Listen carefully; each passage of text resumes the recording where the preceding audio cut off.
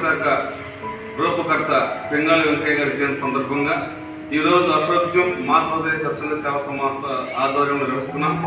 ఈనాటి కార్యక్రమానికి చిత్రపటానికి పూలమాల సమర్పించి ఘనవాడ అర్పించి పింగళి వెంకయ్య గారి యొక్క జీవితం గురించి, ఆయన దేశ సేవల గురించి మనం తెలియజేయడానికి సిపి గారు ఆకర్షించినటువంటి మాతృహృదయ స్వచ్ఛంద సేవ గౌరవ సభ్యులు నాగేశ్వరరావు గారిని సాధారణంగా ఆహ్వానిస్తున్నాము. అదేవిధంగా మన మాస్టర్ గారు లింగారావు కూడా ఈ రకంగా మనం ఈ కార్యక్రమం ఆహ్వానిస్తూ ముందుగా చిత్రపటానికి పూలమాల సమర్పించవలసిన కోరుతున్నాం.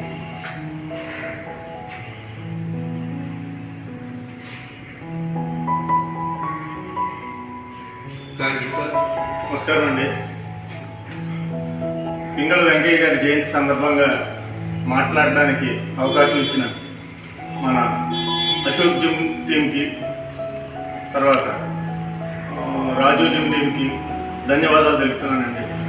ఇంత గొప్ప మహనీయుడిని మనం ఈరోజు తలుచుకోవడం అనేది మన పూర్వజన్మ సుకృతం.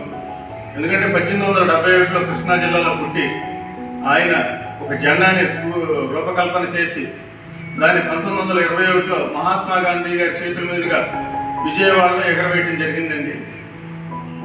ఆ జెండా యొక్క పవర్ ఏంటో అందరికీ తెలుసు. ఈరోజు ఒలింపిక్స్ జరుగుతున్నాయి. ఒక స్పోర్ట్స్ మ్యాన్ గెలిచి ఒక పథకం గెలిస్తే మన జాతీయ జెండాని భుజం మీద వేసుకుని పరిగెడతారండి ప్రపంచ దేశాలన్నీ చూస్తుంటే. అలాంటి జెండాని రూపొందించిన మన పింగళి వెంకయ్య గారి జయంతి సందర్భంగా కృష్ణా జిల్లాలో పుట్టిన వ్యక్తిగా మనందరికీ చాలా ఆహ్లాదంగా ఉందండి. ప్రతి మనిషి ఏదో ఒకటి చేయడం కోసం పుడతారండి. వాళ్ళు ఎందుకు పుట్టారో తెలుసుకోవాలి. అది దేశం కోసం, సమాజం కోసం సేవ చేయడానికి మినిమం అలా ప్రతిరోజు జరిగే ప్రక్రియతో పాటు మినిమంగా దేశానికి కానీ, సమాజానికి కానీ, సొసైటీకి కానీ ఏదో ఒకటి చేయడానికి ప్రయత్నం చేస్తే ప్రతి మనిషి సక్సెస్ అవుతాడండి. ఈ సందర్భంగా నాకు ఈ అవకాశం ఇచ్చిన అశోక్కి, మన ఈ మిత్రులందరూ వెనకాల జిమ్ టీం అందరికీ ధన్యవాదాలండి. Thank you.